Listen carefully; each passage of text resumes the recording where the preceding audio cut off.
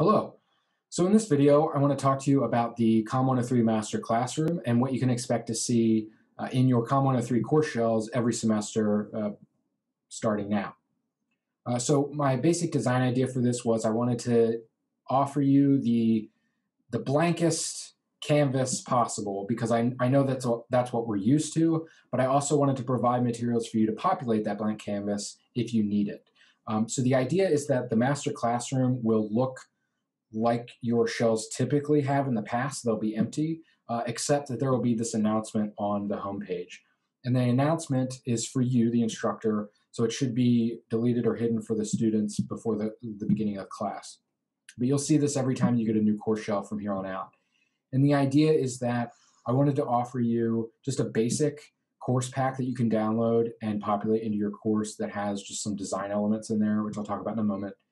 And then also I've offered my 12-week and 15-week sections of the course. So if you need those on the fly or you just would like some extra materials, you can do that as well. Please know though that the 15-week and 12-week section are full courses. So that includes all of the grade items and discussions and assignments and content and files. So it will populate a lot of content into your course if you choose to upload those. What I really want to talk about though in this video is just how to download and upload this basic design template and show you what that looks like. So when you get into a course shell, I've already uploaded this into the master shell. So I'm going to pop over here real quick and show you a blank one. So when you get into a blank course shell, there's nothing in it, right? It'll look like this. There are nothing in the table of contents. It'll say, click here to add a module. So my goal is I want to populate some of that for you with just some of the basics that you need, including the course syllabus, the master syllabus, and any rubrics that we use, and some useful resources for the students. So to do this, you would click on the course pack that you'd like. So for this one, we're just clicking Design Template, and we're going to save this file. You do not want to open the zip file. You want to save it and make sure that it stays compressed. So I'm using a MacBook, and I actually had to change the settings on my MacBook to make sure it doesn't automatically open this. For PCs, this usually is not a problem. It will download the zip file without any issues. So now I have my zip file downloaded. So once I've downloaded it to my computer, and you know where it's at, so I can download it here to this little space. You may want to download it to your desktop so you know exactly where it's at. Once you have that downloaded, then you can go into your course shell, back into the same course shell, and you want to click on this cogwheel at the top right and go to Import, Export, Copy Components. So we're going to be importing a component, so we're going to go down to the bottom and select Import Components. And it's already selected from a course package, so that's what we're doing. We're uploading from a course package.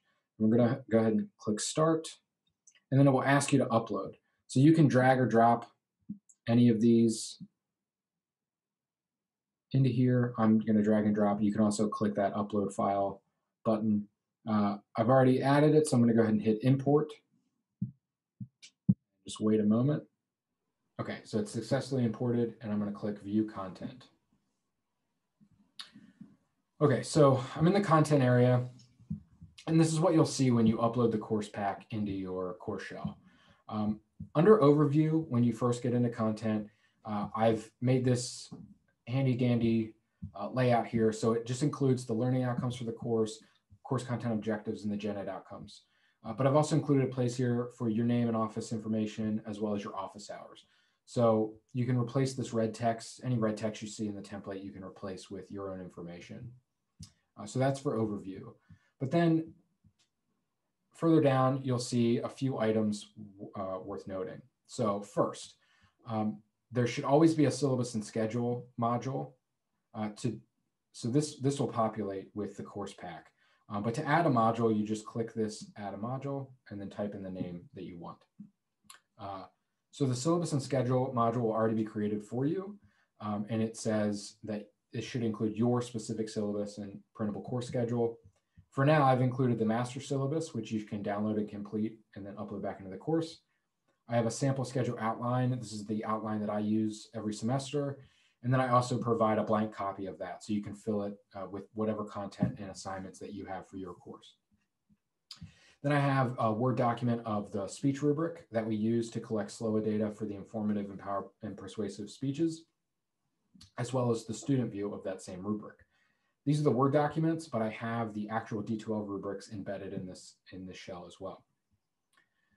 Other than that, there is a useful resources link here at the bottom, which you should include, if nothing else, because it provides a lot of great information for students. So videos on how to navigate D2L.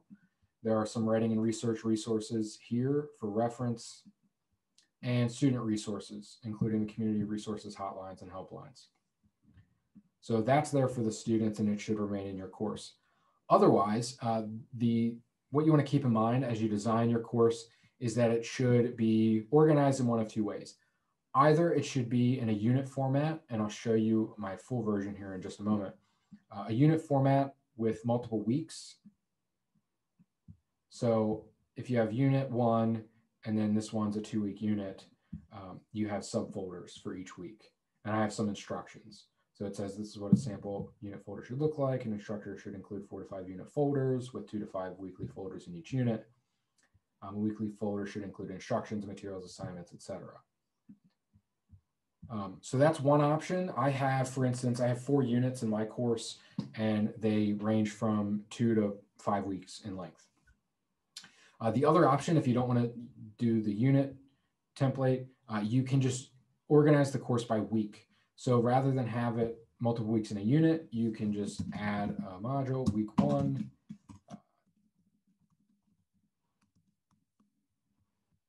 And then make sure that is week 1 is under the syllabus and schedule. And then you can add your content from there. So that's the basic design that you should use. If you're using the weekly template, you should have weeks 1 through finals week, depending on the section you're teaching.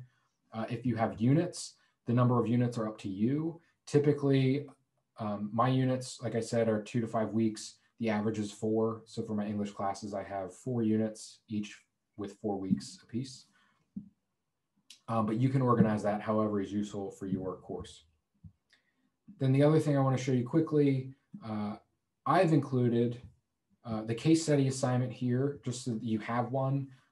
This is by no means the exemplary model of what a case study should be. This is just how I have my students complete the case study assignment, but it is a requirement of the course, is this one essay. And then I've included this entry and exit diagnostic, which is great for gauging students' performance anxiety. So this specifically asks them questions that they type answers into an Excel sheet, and then it populates a score for them. And then they can kind of compare the scores and write a little reflection at the end of the semester to see if this course has helped with their public speaking anxiety, which it should. Otherwise, I haven't included any other classroom content in this course package. The only other thing you'll see are the rubrics. So under course tools and course administration, and then rubrics, this is the rubric for your informative and persuasive speech. This is how you can connect this to those assignments in D2L.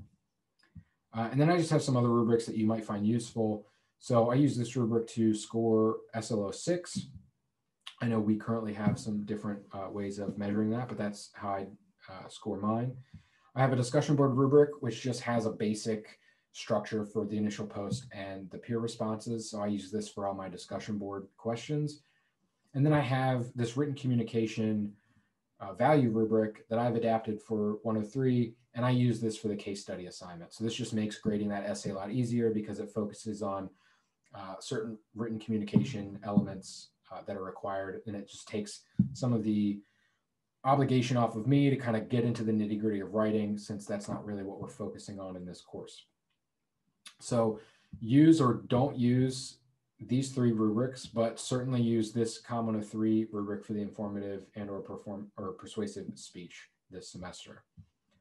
Otherwise, that's it. That's what you'll get with that basic template. Otherwise, I have these 12 and 15-week sections. So I will show you one of my courses just quickly. So this is my current COM 103. So if you notice, here's my syllabus and schedule. I have several units. So unit 1 is a 2-week unit. And then what I do is I provide just an overview as well as additional navigation.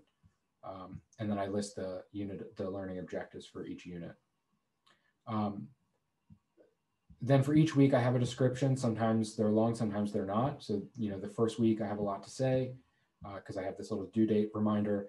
And then in week 2, it's a lot more stripped down than the previous week. So, and then each week has maybe one or multiple folders. Sometimes it's just a folder with assignments. Sometimes there's a folder with resources that they need as well. And that's pretty much it. If you have any questions, let me know. If you're struggling to download this course pack and need some additional help, I'm here to help you as well. My email is right here under the overview.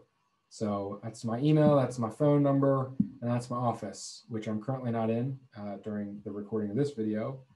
But when we are back on campus, that is where you can find me.